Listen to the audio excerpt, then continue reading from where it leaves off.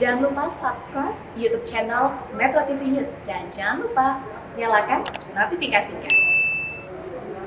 Berikut kami hadirkan informasi ini terkait halal dan haram uang kripto atau cryptocurrency yang masih menjadi perdebatan di kalangan umat muslim Indonesia. Sebagian menganggap aset kripto ini adalah halal, sebagian lainnya menganggap uang kripto ini haram untuk bertransaksi. Di tahun 2021, pasar aset kripto di Indonesia secara konsisten menjadi sorotan karena pertumbuhan dan tingginya ketertarikan masyarakat. Pertumbuhan investasi aset kripto ini terjadi seiring dengan antusiasme investor untuk memilih aset kripto sebagai alternatif instrumen investasi. Namun di sisi lain, bersamaan dengan itu terus mencuat pandangan apakah aset kripto ini halal atau haram untuk diperdagangkan. Pihak yang menganggap aset kripto haram ini berpendapat aset kripto mengandung gharar atau yakni ketidakpastian dalam transaksi. Di mana mata uang digital ini volatilitasnya cukup tinggi karena harganya bisa naik dan turun secara drastis. Sementara itu yang menganggap aset kripto ini halal berpendapat justru uang kripto ini menghilangkan gharar tersebut. Jadi uang kripto tersebut terbebas dari riba jika dibandingkan dengan fiat dan bank konvensional karena berdasarkan sistem blockchain di mana transaksi uang kripto ini tanpa perantara.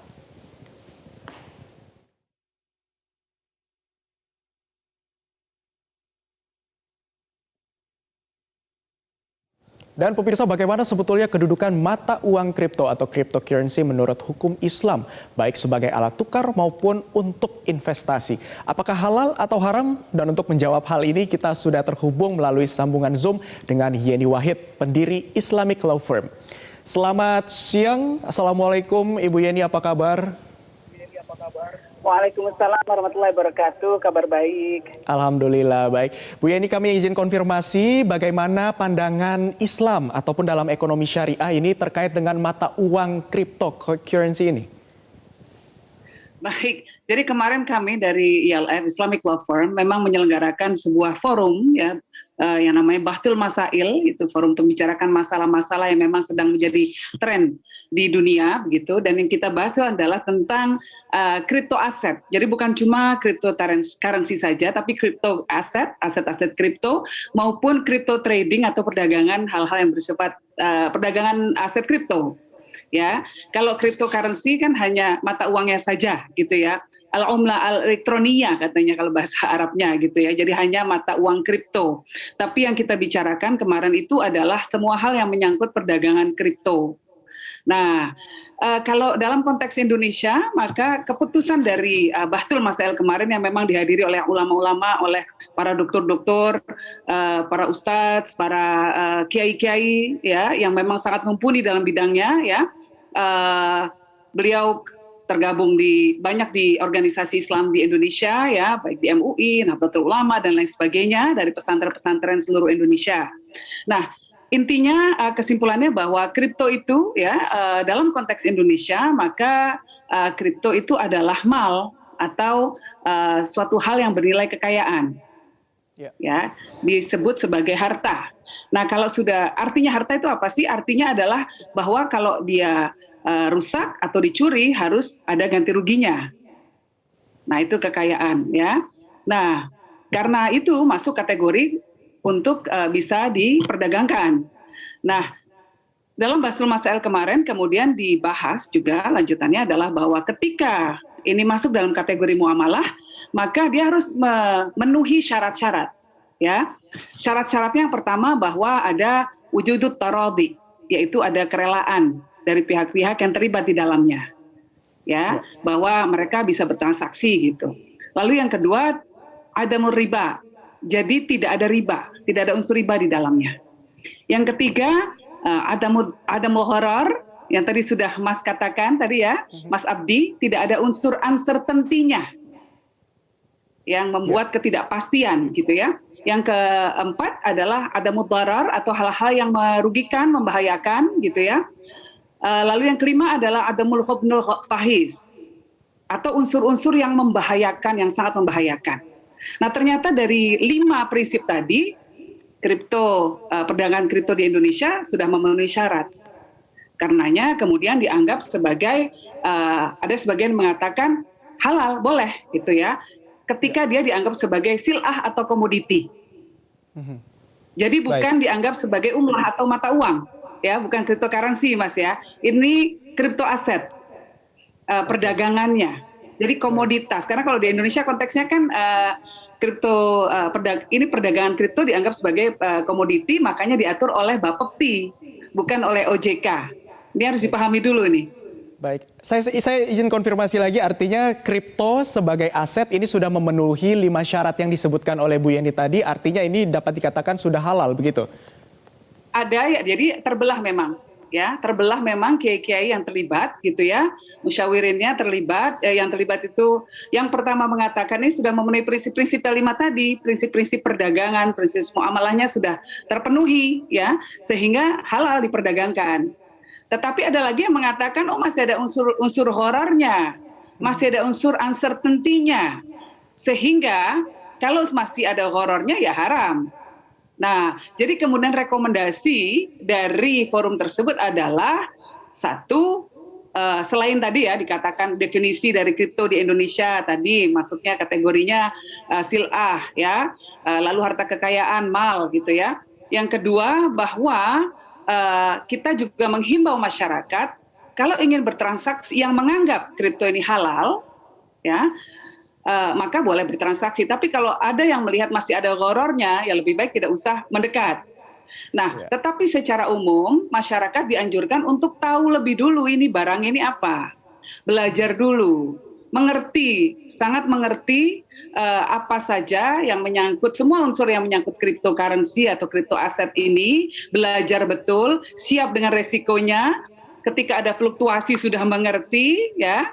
Nah, itu rekomendasi kita. Kalau yang nggak ngerti lebih baik jauh-jauh. Kalau yang sudah ngerti boleh. Kalau yang sudah ngerti boleh bertransaksi. Karena apapun yang namanya crypto trading ini di Indonesia ini memang lagi booming sekali. Kalau kita lihat dari data Bapepti kan ada 4,2 juta pengguna atau orang yang melakukan transaksi kripto.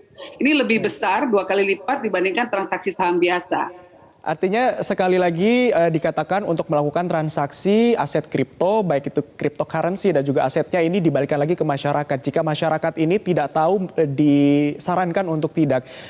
Saya ingin menanyakan seputar yang memiliki wewenang untuk mengeluarkan apakah kripto ini halal atau haram, itu ada lembaga khususnya atau siapa yang berhak mengeluarkan bahwa kripto ini halal atau haram?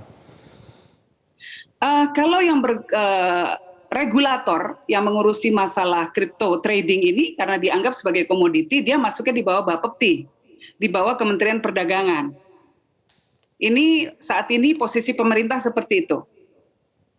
Jadi memang salah satu rekomendasi kita adalah meminta agar pemerintah, dalam hal ini Bapepti, membuat regulasi yang jelas sehingga tidak menimbulkan horor tadi itu bagi masyarakat, tidak menimbulkan doror juga, tidak menimbulkan kerugian di masyarakat. Ya, nah ini peran pemerintah besar untuk meregulasi. Walaupun kita menyadari bahwa masih banyak challenge tantangan karena pemerintah di semua negara saat ini juga sedang ini challenging sekali, ya, masih bingung ini barang apa. Ada sebagian menyebut tidak ada riba karena ini peer to peer, langsung transaksinya kelihatan semua jelas. Ada yang menyebut begitu. Ada yang menyebut itu volatilitasnya luar biasa kuatnya sehingga masih banyak mengandung unsur horor katanya. Jadi ini semua perspektif yang harus diwadahi dan kemudian pemerintah mengeluarkan regulasi yang pas untuk bisa mewadahi keinginan masyarakat untuk melakukan transaksi. Kalau kami dari ILF, kita ingin menyajikan kepada masyarakat agar bisa menjalankan kehidupan ya selaras antara perkembangan teknologi, perkembangan kehidupan umat manusia dengan penuh modernitas dan tatanan kehidupan syariah. Itu yang ingin kita lakukan. Jadi silakan dikembalikan kepada masyarakat lagi. Keputusannya seperti itu dari hasil Basul Masail. Baik, artinya segala rekomendasi dari hasil forum tadi sudah disampaikan juga kepada masyarakat, balik lagi ke masyarakat ya. Sejauh ini Bu Yeni dari ILF apakah akan melakukan kajian-kajian tambahan untuk memastikan bahwa transaksi kripto ini memang sesuai dengan syariah Islam ataupun dari ekonomi syariah? Pasti Mas, kenapa? Karena ini barang yang kita semua masih belum memahami ya, rata-rata masih belum memahami. Dan yang saya sangat senang sekali adalah bahwa semangatnya para kiai pada waktu itu tidak mengerti sama sekali ini benda apa, lalu kemudian bicara dengan regulator, dengan pengamat, dengan pelaku usaha, mendengarkan semua dari pandangan mereka, kemudian bisa menyimpulkan bahwa dalam konteks Indonesia, kripto ini adalah masuk dalam kategori sil'ah atau komoditas gitu ya. Jadi ini barang yang kita zero pengetahuan kita tentang itu, kemudian lebih memahami. Tetapi kedalaman definisi dari kripto ini tentu kita perlu lebih memahami lagi, kita perlu lebih lagi dialog dengan banyak pelaku-pelaku gitu ya, pengamat-pengamat. Jadi tentu perlu akan ada pembahasan-pembahasan ke depannya lagi. Baik, terkait dengan teknisnya, ini kan cryptocurrency ada yang mengatakan bahwa landasannya masih belum pasti, kajian dari fundamentalnya masih underlyingnya ini masih belum jelas. Ini bagaimana dari pandangan dari transaksi di syariah Islam? Ya, jadi memang cryptocurrency sendiri kan jenisnya juga macam-macam ya, asetnya sendiri juga macam-macam. Ya, ada yang memakai underlying, misalnya kalau yang di Emirat gitu ya, itu ada kalau nggak salah 1 gram coin, itu dia di underlyingnya adalah emas. Jadi membeli 1 unit cryptocurrency sama dengan underlyingnya adalah 1 gram emas misalnya gitu, saya lupa ininya. Nah itu jadi seperti itu. Ada juga yang tidak. Nah makanya disinilah masyarakat harus tahu dulu barang apa yang mereka beli. Baik, artinya harus masyarakat harus paham dulu investasi apa yang akan mereka lakukan, termasuk dengan perdagangan jual beli, apalagi yang cryptocurrency ini yang underlying-nya masih belum begitu jelas begitu ya Bu Yadi ya? Betul. Baik, Bu Yadi Wahid terima kasih banyak sudah bergabung bersama kami dan membagikan informasi yang kami harapkan semoga ada kajian-kajian yang mendalam terkait dengan investasi cryptocurrency ini untuk masyarakat. Terima kasih Bu Yadi, selamat kembali beraktivitas.